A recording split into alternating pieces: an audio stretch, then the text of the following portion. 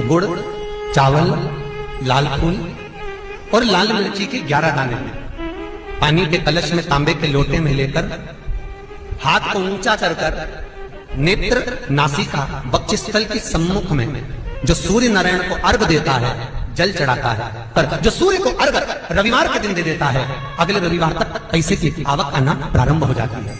जो आज तक फोन नहीं उठाता वो फोन उठाना। एक बात आप लोगों से कहना चाहेंगे, जब भी देवाधिदेव महादेव को जल चढ़ाएं, जल चढ़ाते समय तुम्हारे भावों में जब हम शंकर भगवान को जल चढ़ाते हैं तो एक स्मरण आपके भीतर रहे, ध्यान रखिए। जैसे ये शिवलिंग है, ठीक है, ये जलाधारी है, कोलपीठी का जिस पर ये शिवलिंग रखा हुआ है, ये जलाधारी, बीच में अशोक सुंदरी, इधर गणेश जी, इधर कार्तिकेय जी, जिस पे शिवलिंग रखा हुआ है, ये माता पार्वती जी का हस्त कमल।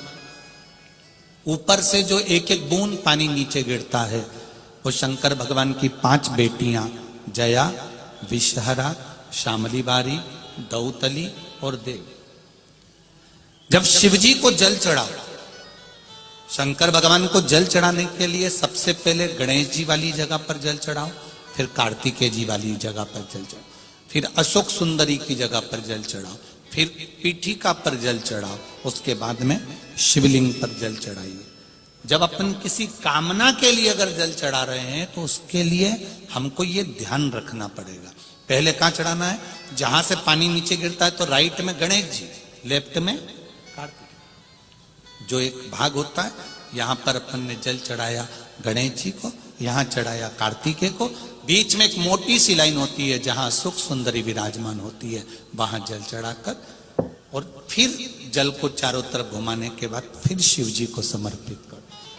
एक बात और याद रखिए, जिन बेटे बेटियों की शादी नहीं हो रही, 30 साल, 32 साल, 35 साल, 40 साल, 28 साल, 27 साल हो गए, उनसे निवेदन है कि जब भी आप देवाधिदेव महादेव को जल समर्पित करें, जल चढ़ाने के बाद शुरुआत भी अशोक सुंदरी से करें और चढ़ाने के बाद में समापन भी शिवलिंग पे चढ़ाने के बाद अशोक सुंदरी पर करें। जब हम कम से कम 3 महीना लगातार अशोक सुंदरी से जल चढ़ाकर, शिवलिंग पे जल चढ़ाकर अशोक सुंदरी पर उस जल की धार का विराम करते हैं तो ये निश्चित है कि बाबा देवाधिदेव महादेव की कृपा से 3 महीने के अंदर विवाह पक्का हो ही जाता है।